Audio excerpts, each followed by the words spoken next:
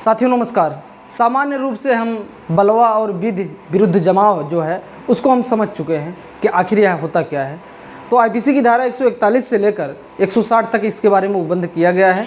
उसी के क्रम में हम आगे बढ़ रहे हैं, जिसमें अब आज हम पढ़ाएंगे आईपीसी की धारा 149 के बारे में। 148 की जो सीरीज़ थी वह जो है कल समाप्त हो चुकी है। इसके बाद जो है, लेकिन उसके पहले हम समझते हैं कि बलवा और विधि विरुद्ध जो जमाव है इन दोनों के बीच में अंतर क्या है।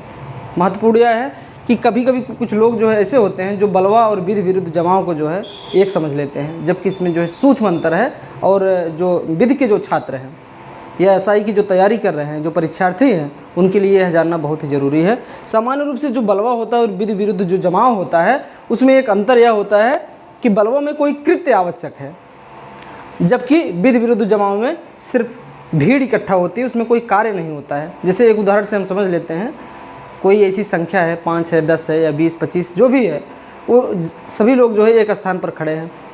पुलिस उनको रोकने की कोशिश कर रही है, उनको आदेश भी हो चुका है, या जो है उनके हाथों में हथियार है, कंडीशन कुछ भी हो सकती है, लेकिन वो लोग जो है सिर्फ खड़े हैं वहाँ पर, कोई कार्य नहीं कर रहे हैं। किसी तरफ जो है उनका जो सामान्य आशय है, हो सकता है कोई सामान्य आशय हो, लेकिन उसको कर नहीं रहे हैं।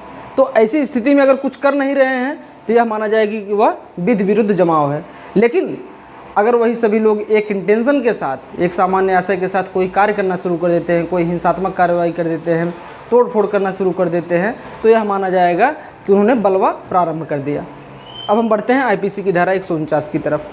आईपीसी की धारा 149 यह बताती है कि यह सामान्य आशय के बारे में बताती है कि जैसे धारा 34 में अभी आपको फिर से जो है यह बताना पड़ रहा है कि आसपुर देवसरा सहित जो है कई स्थानों पर ऐसा होता है कि जब कई धाराएं लगती है, 147, 148, 149 और उसके साथ साथ अन्य जो है मामले होते हैं, तो उसमें एक धारा लगती है धारा 34।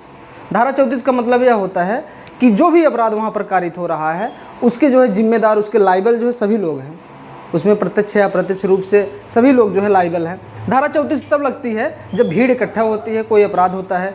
जैसे एक उदाहरण से हम थोड़ा समझ लेते हैं कि कोई बैंक है, बैंक में एक जो है षड्यंत्र रचा गया, 4-5 लोग हैं और वो चाह रहे हैं कि जो है कि बैंक में जो है लूट किया जाए, और उसके बाद एक व्यक्ति को खड़ा कर दिया गया बैंक के सामने, गेट के सामने, कि अगर कोई आता जाता रहे तो आपको बताना है कि कोई आ जा तो नहीं रहा है, कोई पुलिस तो नहीं आ रही, कोई ऐसा वाहन तो नहीं आ रहा है, कोई खतरे का अगर संकेत हो तो मुझे तुरंत बता देना फ़ोन से।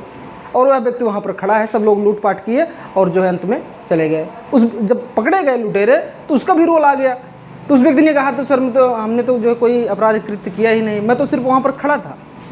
लेकिन वह भी माना जाएगा कि उसने जो है अपराध किया है। धारा 34 इसीलिए कहा जाता है कि जो भी उसका रोल बहुत कम था, लूट उसने नहीं किया, लेकिन उसने उस अपराध में अपनी जो सहायता थी उसको दे दिया, हेल्प जो करना था उसने कर दिया।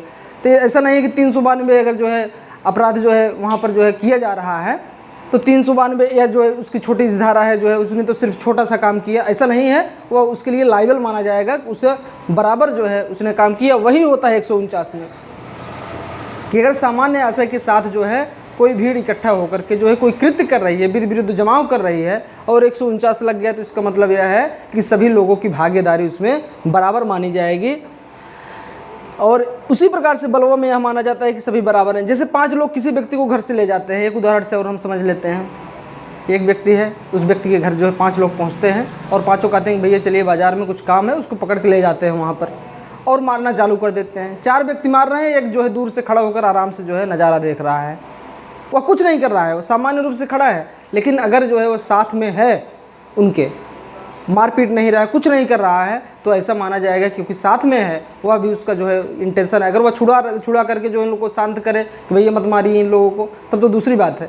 लेकिन अगर वह सिर्फ खड़ा होकर चुपचाप देख रहा है तो यह माना जाएगा कि 149 के तहत जो है यह माना जाएगा कि वह भी अपराध कारित कर रहा है। आईपीसी की धारा 150 की तरफ बढ़ते हैं। यह बताता है कि यदि कोई व्यक्ति विधि विरुद्ध जमाव का सदस्य बनाने के लिए, शामिल कराने के लिए किसी को भाड़े पर ले जाता है। कभी कभी ऐसा होता है, आप अगर गौर करें तो कई फिल्मों में आप देखते होंगे कि कोई धरना प्रदर्शन होता है तो चाहे खलनायक की तरफ से चाहे नायक की तरफ से कुछ ऐसा होता है कि 5, 6, 10 लोगों को जो है इकट्ठा कर लिया जाता है। अक्सर खलनायक की तरफ से होता है कि 500 रुपये उनको दिया, भैया चलिए जो है धरना प्रदर्शन करना है, कोई अच्छा कार्य हो रहा है तो उसमें रुकावट बनना है। अब उसके पास आदमी तो है नहीं, तो वह व्यक्ति क्या करेगा, वह 500-500 रुपये सबको देगा और कार्य बताएगा कि आपको कुछ नहीं करना है, 10 बजे फलाने स्थान पर पहुंच जाना है, वहां पर जो है एक धरना प्रदर्शन है, आपको जो है 5 बजे तक वहां पर रहना है, 500 रुपये आपको मिलेगा, नाश्ता पानी मिलेगा, आप आराम से घर पर चले जाना। अब आप तो जान रहे हैं कि भारत में बेरोजगारी की दर कितनी तेज़ी से बढ़ रही है जो है। तो ऐसे हालात में लोग जब 500 रुपये के लिए सोचेंगे कि भैया 500 रुपये मिल रहा है, कुछ करना नहीं है, उस भीड़ का हिस्सा बनना है हमें, तो ऐसे हालात में वहाँ पर पहुँच जाएंगे। तो जो व्यक्ति ऐसा करवा रहा है, यदि कोई व्यक्ति विरुद्ध जमाव का सदस्य बनाने के लिए या शामिल कराने के लिए किसी को भाड़े पर लाता है, वचनबद्ध करता है, अभी हम जो है इसके बारे में बताएंगे, या नियोजन करता है, तब यह माना जाएगा कि उक्त व्यक्ति भीड़ में शामिल होकर वह अपराध कारित कर रहा है। जिस व्यक्ति ने 500 रुपये दिए सभी को, वह तो उस भीड़ में है नहीं, वह तो कहीं दूसरी जगह से जो है बैठकर मॉनिटरिंग कर रहा है, फ़ोन से हाल चाल ले रहा है कि भैया क्या हो रहा है उसमें। लेकिन अगर वह ऐसा करता है और उसको प्रूफ हो जाता है, तो यह माना जाएगा कि जो अपराध वहाँ पर कारित हुआ है, जिस व्यक्ति ने जो है भाड़े पर जो है सबको जो है लाया है, वह भी उसके लिए बराबर लायबल होगा। ऐसा माना जाएगा कि वह भीड़ में खड़ा होकर ऐसा उसने स्वयं किया है। अब इसमें 2-3 चीज़ें हैं कि वचनबद्ध करना। अब वचनबद्ध क्या है कि जैसे अगर कोई व्यक्ति किसी को कहता है कि भाई आपको जो है कुरान की कसम, अगर वो मुस्लिम है, या फिर हिंदू को कहता है कि आपको गीता की कसम है, रामायण की कसम है, रामचरितमानस की कसम है कि आपको उस भीड़ में आप चलिए, अगर नहीं चलेंगे तो आपको कुरान की कसम है, गीता की कसम। इस प्रकार से वचनबद्ध करता है कि कोई इंसान अगर धार्मिक है तो उसके मन में ठेस पहुंच जाती है कि अगर हम नहीं जाएंगे तो हो सकता है कि हमें जो है धार्मिक रूप से कोई नुकसान हो, पाप लगे, इसलिए वह जो है भीड़ में पहुंच जाता है। तो अगर इस प्रकार से कोई वचनबद्ध करता है तो वह दोषी होगा। जैसे ए ने, या फिर जो है भाड़े पर, भाड़े का मतलब है कि अगर जैसे ए ने जो है BCDEFG ऐसे कई लोग हैं जो है, सबसे कहा भैया 500-500 रुपये लीजिए सब लोग और चलिए वहाँ पर, जैसे उदाहरण से हमने बताया। तो अगर सभी लोग जा रहे हैं तो जो व्यक्ति भाड़े पर उनको लेकर जा रहा है वह अपराध करने के लिए पूरी तरीके से लायबल होगा। एक नियोजन शब्द आ गया। जैसे नियोजन का क्या मतलब होता है? नियोजन का मतलब सामान्य रूप से नौकरी से होता है कि नियोजन, देखिए कभी कभी जो है संविदा पर लोग रखे जाते हैं, और यह अक्सर जो है इस तरीके की घटनाएं जो है कश्मीर में धारा 370 जब से हट गई उसके पहले की जो स्थिति थी, अक्सर जो है अखबारों में आपने देखा होगा, जो है टीवी पर देखा होगा कि पत्थरबाज जो है इकट्ठा होकर के जो है भारतीय सेना के ऊपर हमला कर रहे हैं, किसी भीड़ के ऊपर हमला कर रहे हैं, कोई कार्य हो रहा है, तो उस दौरान जो है वो क्या करते हैं कि पत्थर लेकर जो है मारना पीटना चालू कर देते हैं, और पत्थरबाजों से जो है सेना अक्सर पीछे हट जाती थी, भीड़ पीछे हट जाती थी। तो ऐसे इसके लिए कौन जिम्मेदार है? दरअसल इसके पीछे जो है जो काम कराने वाले हैं, कुछ आतंकवादी हैं, कुछ ऐसे गिरोह के सदस्य होते हैं, कुछ लोग होते हैं जो कि उन पत्थरबाजों को कहते हैं कि भैया आप एक काम कीजिए कि आप, कभी कभी तो नियोजन होता है, नियोजन का मतलब ये है कि आपको 5000 रुपये मंथली दिया जाएगा, आप 5000 रुपये लीजिए, और वो 10 लड़कों को उन्होंने इकट्ठा कर लिया कि आपको जो है 1 तारीख को सैलरी आपके खाते में पहुंच जाएगी। लेकिन जब आपको बुलाया जाएगा किसी स्थान पर, किसी प्लेस पर, तो आप जो है पत्थर भर भर के जो है आपको लाना है झोले में, और पत्थर लेकर वो पहुँचे और मारना चालू कर दिए। तो उनकी एक नौकरी लग गई, समझ लीजिए। या भाड़े पर जो है दिहाड़ी मजदूरी एक प्रकार से, कि भाई क्या काम करना है? पत्थर मारना है। अब भाई सोचिए, अगर आप जो है, यह भी कोई काम है, लेकिन जहाँ पर बेरोजगारी है, जहाँ पर उद्दंडता है, वहाँ पर ऐसा हो सकता है लोग अपने स्वार्थ के चक्कर में दूसरों का जो हित होता है उसका त्याग कर देते हैं, और सोचने समझने की जो क्षमता होती है उसको छोड़ करके ये काम करना चालू कर देते हैं। तो कश्मीर में ऐसा होता था। नियोजन का अर्थ आप समझ गए, चाहे वह दिहाड़ी से हो, चाहे संविदा के आधार पर जो उनको रख लिया गया हो कि पत्थर मारना है, हिंसा करनी है, एक जगह इकट्ठा होना है, विरोध प्रदर्शन करना है, चाहे उसके लिए जो है कानून जो है कितना भी रोके, आपको रुकना नहीं है। तो हम नियोजन समझ गए, हम वचनबद्धता समझ गए, हम भाड़ा समझ गए। तो ये जो है आईपीसी की धारा 150 बताती है कि जो भाड़े पर जो है जो व्यक्ति ऐसा करा रहा है वो अभी लायबल होगा। आईपीसी की धारा 151 की तरफ चलते हैं।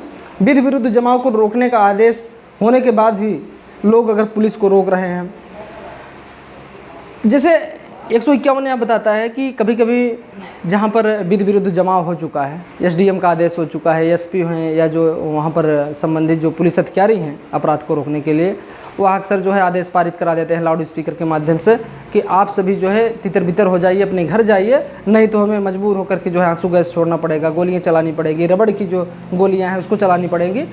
इसका आदेश होने के बाद भी कुछ लोग वहाँ पर रुके रहते हैं।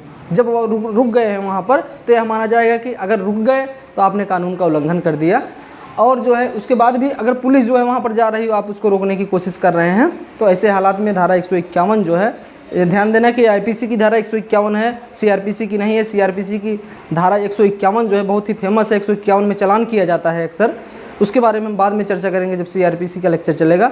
लेकिन यह आईपीसी का 151 जो है जिसमें आईपीसी की धारा 141 में जितने भी तथ्य जो हैं जिसके बारे में जो है आप पढ़ चुके हैं जो है इसके पिछले लेक्चर में, कि 141 में 5 जो है प्रावधान बताए गए हैं कि कब कब कौन कौन से कार्य करने पर जो है 141, 42, 43 जो भी इसके अंतर्गत आते हैं वह जो है लागू होते हैं। अगर उससे अलग कोई अपराध किया जाता है तब यहाँ पर धारा आईपीसी की धारा 151 जो है लागू होती है, जिसके लिए 6 माह तक का जो है कारावास देने का प्रावधान है।